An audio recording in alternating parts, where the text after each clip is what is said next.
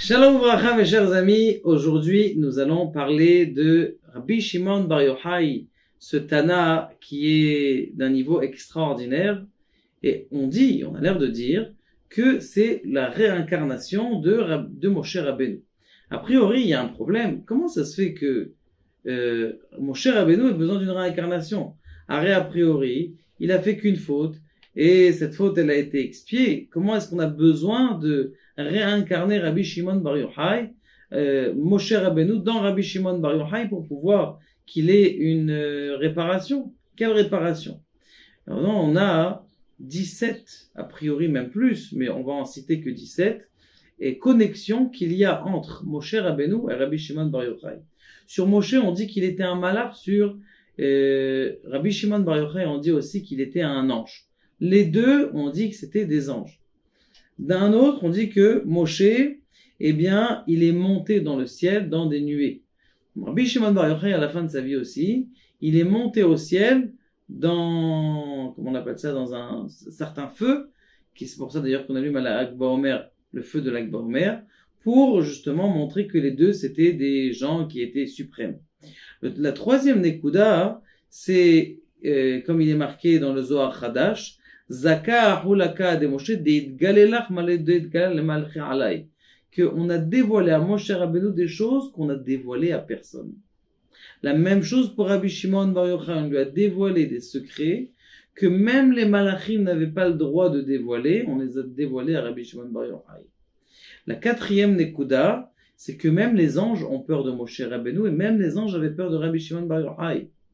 La cinquième, c'est que les deux, ils s'appellent des prophètes. La sixième, je vous laisse comment on appelle ça, les preuves, elles sont toutes marquées tous devant moi. Un, c'est le Zohar Hadash, page 273. La sixième Nekuda, c'est marqué qu'il n'y aura pas dans l'époque de Moshe Rabbeinu comme Moshe Rabbeinu lui-même. Et la même chose pour Rabbi Shimon Bar Yochai. Shelo Yekedoro, il n'y aura pas comme sa génération jusqu'à la venue du Mashiach où il y aura encore un autre homme qui est comme Rabbi Shimon Bar Yochai. Autre chose, on dit Moshe et des mare bae bikare, que son maître, il veut son honneur. Dieu veut l'honneur de Moshe Rabbeinu, et c'est marqué aussi sur Rabbi Shimon Bar Yochai que Dieu veut son honneur.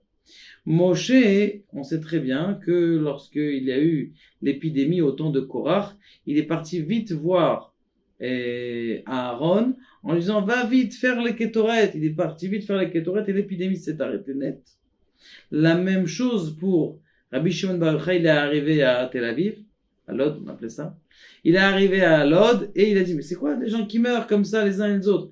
Il est parti voir le Satan, viens ici, arrête-moi l'épidémie. Il lui dit c'est Dieu qui m'a envoyé. Il dit va lui dire tout de suite qu'il arrête. Il dit mais attends, comment il va arrêter? Il dit c'est Dieu qui parle là. Il est monté au ciel, il dit Rabbi Shimon Bar Yochai, il veut que tu arrêtes l'épidémie. Il lui a dit non, je veux pas. Il lui a dit Ani Gozer. Dis-lui qu'Ani Gozer. Rabbi Kadosh Baruch Hu, il a écouté, il a dit bon ok, arrête. Enlève tous tes soldats de là-bas, arrêtez de tuer les gens. Pourquoi? Parce que Rabbi Shimon Bar Yochai est dans le monde. Neuvième Nekuda, on l'a dit, la dixième, c'est que il a dévoilé Rabbi Shimon Moshe Rabbeinu Ain Ptichim, 70 clés dans les mondes supérieurs. Rabbi Shimon Bar Yochai, il a dévoilé 70 facettes à la Torah, qui sont en vérité 70 clés, comme ça est ce qu'il dit le Ramak. La 11e Nekuda, les deux, ils s'appellent des rois. Malka Shel Torah, Moshe Rabbeinu était le roi, Rabbi Shimon Bar Yochai aussi était le roi. La 12e Nekuda, c'est que les Moshe aya koach levarech, il avait la force de bénir. Et comme on sait très bien, c'est marqué Issa beracham et Hashem, et c'est marqué Vinoam, c'est la force de Moshe Rabbeinu.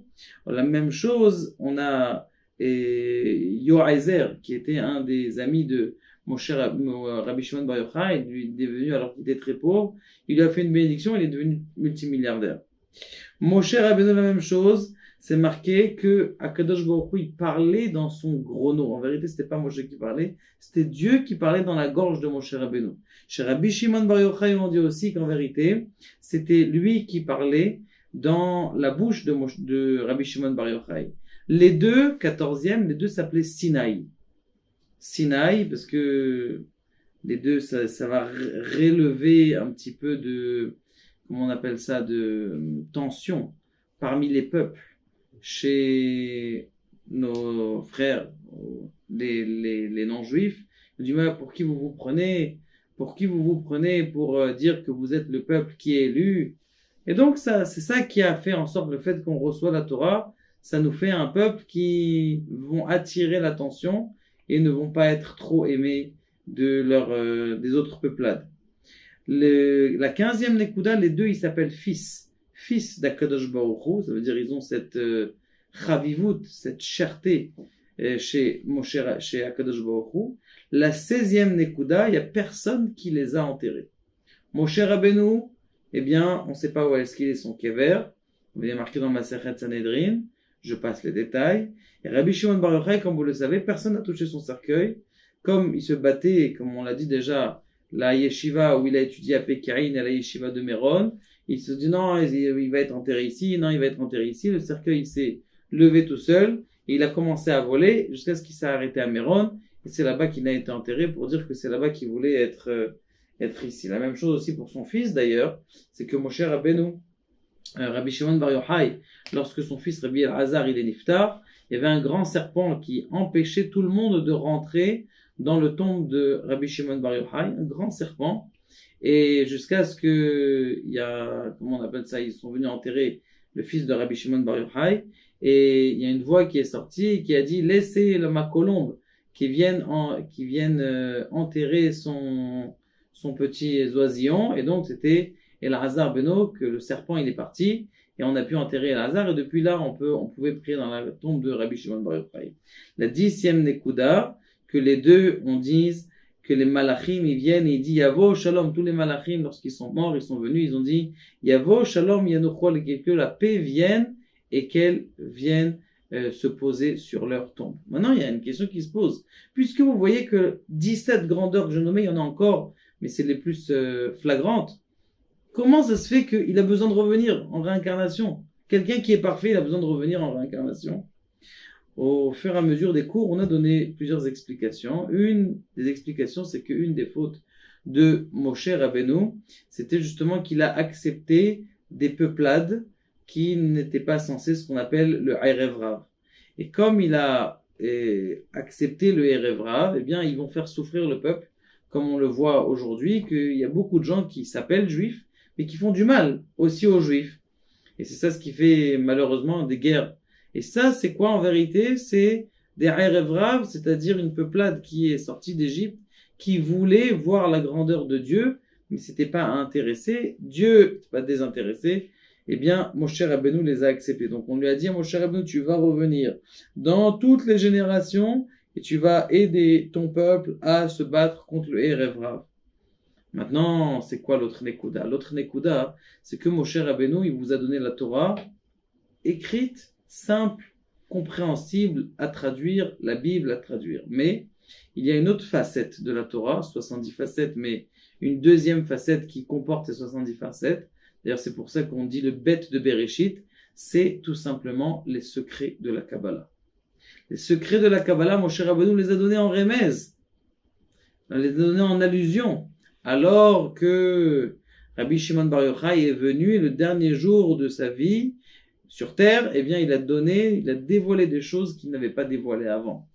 Dans le Hydra Rabbah, dans le Hydra Zuta, il a 5 livres, encore voilà une 18e pour faire Hay, il a 5 livres, Rabbi Shimon Bar Yochai qu'il a écrit dans le Sefer HaZohar, donc 5 livres qui sont d'une profondeur telle, et Moshe Rabbeinu aussi, il a descendu 5 livres, Bereshit, Shemot, Vaikra, Bamidbar, Devarim, pour vous dire cette puissance de feu qu'ils avaient les deux, mais qu'en vérité c'était l'étincelle, Rabbi Shimon Bar Yochai, d'ailleurs Moshe Rabbeinu le dit bien, Alita lamarom shavita shevi, je suis venu dans le ciel et j'ai pris un gage, shevi c'est un gage, shevi, Shimon, c'est les acrostiches de Shimon Bar Yochai, pour dire que j'ai pris cette neshama de Shimon Bar Yochai pour finir mon âme et accomplir tout.